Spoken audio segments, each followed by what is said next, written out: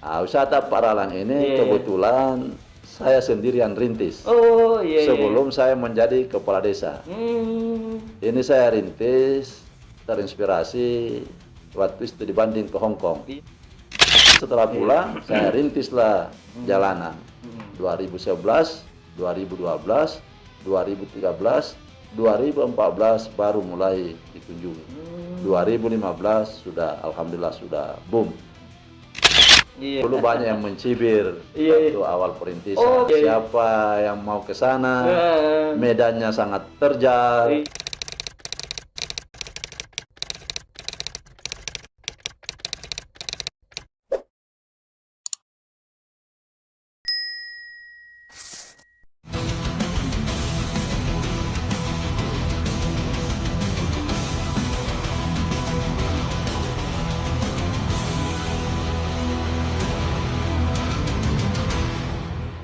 Guys, ketika nama Paralang belakangan ramai diperbincangkan akibat insiden tragis yang menewaskan seorang pengunjung setelah terseret ombak, perhatian publik seolah tersedot pada satu peristiwa.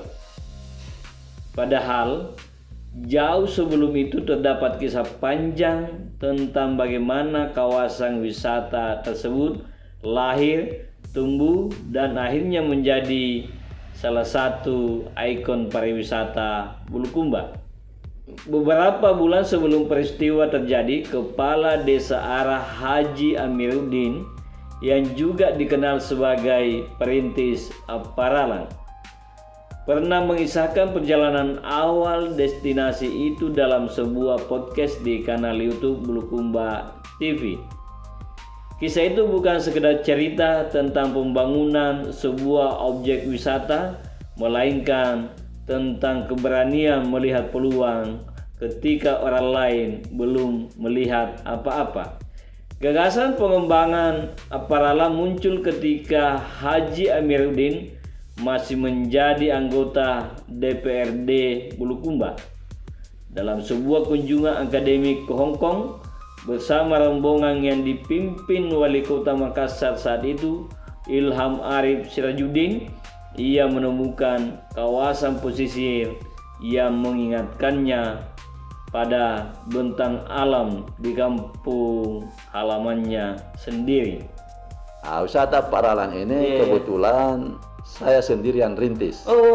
Sebelum saya menjadi kepala desa. Ini saya rintis terinspirasi waktu itu dibanding ke Hong Kong. Di mana waktu mengambil program S3 itu, Pak Aceh waktu itu, Pak Ilham Sirajuddin, waktu itu wali kota, kebetulan satu letting, kami di program S3 bersama dengan Ical. Ada ide dari beliau bagaimana kalau kita jalan-jalan cari-cari inspirasi. Maka berangkatlah kami dari Makassar waktu itu ke Surabaya, Malaysia, Macau, Hong Kong, Shenzhen. Apa yang dilihatnya di luar negeri justru membuatnya memandang Desa Arah dengan cara yang berbeda. Di tempat yang selama ini dianggap biasa oleh banyak orang, ia melihat potensi yang suatu saat dapat menjadi sumber kehidupan baru bagi masyarakat. Sebuah keyakinan yang pada masa itu mungkin terdengar terlalu optimis, bahkan bagi sebagian orang dianggap mustahil.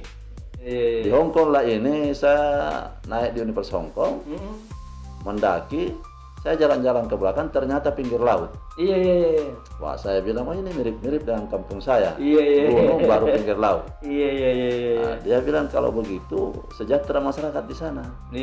Wah, saya bilang bukan lagi sejahtera, itu kampung halaman saya sudah ditinggalkan nenek moyang. Nah, dia bilang menurut prinsip Cina, kalau ada daerah yang bercermin air, dilihat turun air itu sejahtera masyarakat. Tapi caranya bagaimana? Kasih banyak telapak kaki. Karena dari telapak kaki lah itu rezeki datang. Faktanya, lihat ini Hong Kong. Apa sih potensinya? Tapi karena seluruh dunia datang ke sini, maka Hong Kong seperti inilah. Sekembalinya ke Bulukumba, keyakinan itu tidak berhenti sebagai gagasan. Tahun 2011, menjadi titik awal dimulainya perintisan Apparalan. Langkah pertama yang dilakukan bahkan bukan membangun fasilitas wisata, melainkan membuka akses menuju lokasi yang ketika itu masih tersembunyi di balik hutan dan semak belukar. Membayangkan Apparalan saat ini tentu sangat berbeda dengan kondisi saat itu. Tidak ada jalanan yang layak, tidak ada fasilitas pendukung, tidak ada keramaian, dan tidak ada wisatawan yang bersuah foto di tepi tebing. Yang ada hanyalah kawasan terpencil yang harus ditempuh dengan berjalan kaki melewati medan yang sulit.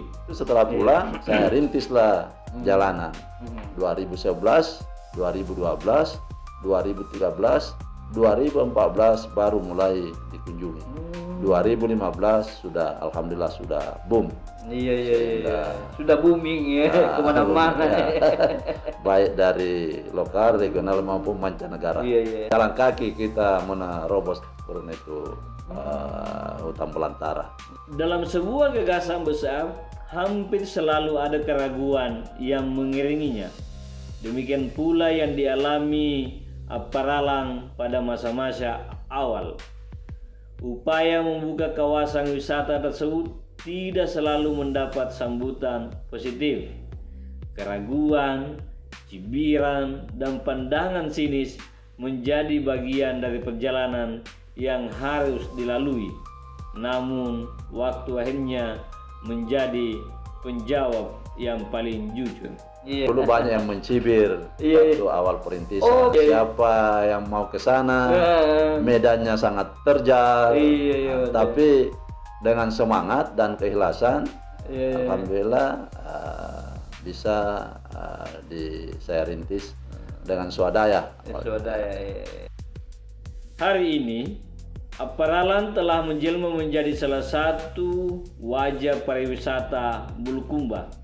Destinasi yang dahulu nyaris tidak dikenal kini menjadi tujuan wisata yang mendatangkan ribuan pengunjung dan mengangkat nama Desa Ara hingga keluar daerah. Yang menarik, Apparalan sesungguhnya bukan satu-satunya aset wisata yang dimiliki desa tersebut. Masih ada Pantai Mandalaria dengan pesona pesisirnya, serta Gua Pasohara yang menawarkan pengalaman berbeda melalui kolam air jernih di dalam gua. Potensi-potensi itu menunjukkan bahwa Desa Ara menyimpan kekayaan wisata yang jauh lebih besar daripada yang selama ini terlihat di permukaan. Ada Mandalaria. Mandalaria ini pasirnya putih, bagus sekali. Ini Mandalaria. Kemudian ada Gua Pasohara yang ada airnya di dalam jernih, bisa berenang.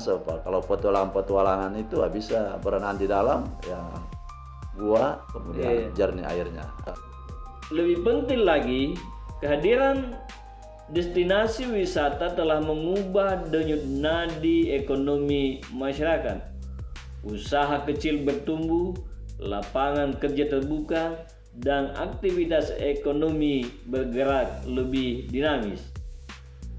Pariwisata tidak lagi sekedar menghadirkan pemandangan indah, tetapi juga menghadirkan harapan dan sumber penghidupan bagi warga setempat. Suka atau tidak suka, pengunjung itu kalau habis bensinnya atau bahan bakarnya pasti singgah beli. Habis pulsanya, beli pulsa. Habis rokoknya, beli rokok. Secara tidak langsung, ya warung-warung. Kemudian ada juga UMKM yang memang membuka di wisata-wisata itu, wisata Apparalan. Kemudian tidak kalah pentingnya, terbuka lapangan kerja. Iya. Baik itu bagian kebersihan, bagian pengamanan, bagian parkir, dan perbaikan jalan dan lain-lainnya. Karena itu, ketika Apparalang hari ini menjadi bahan perbincangan akibat sebuah tragedi, ada baiknya publik juga mengingat perjalanan panjang yang melatar belakangi lahirnya destinasi tersebut. Sebab sebuah tempat tidak hanya dibentuk oleh peristiwa yang terjadi hari ini, melainkan juga oleh sejarah, perjuangan, dan mimpi-mimpi yang telah ditanam sebelumnya. Tragedi tentu harus menjadi bahan evaluasi serius, terutama terkait aspek keselamatan wisata. Namun di balik semua itu, Apparalang tetap menyimpan sebuah pelajaran penting bahwa kemajuan seringkali berawal dari keyakinan seseorang yang berani melihat peluang di tempat yang oleh banyak orang hanya dianggap sebagai sudut terpencil di tepi laut. Demikian, Assalamualaikum warahmatullahi wabarakatuh.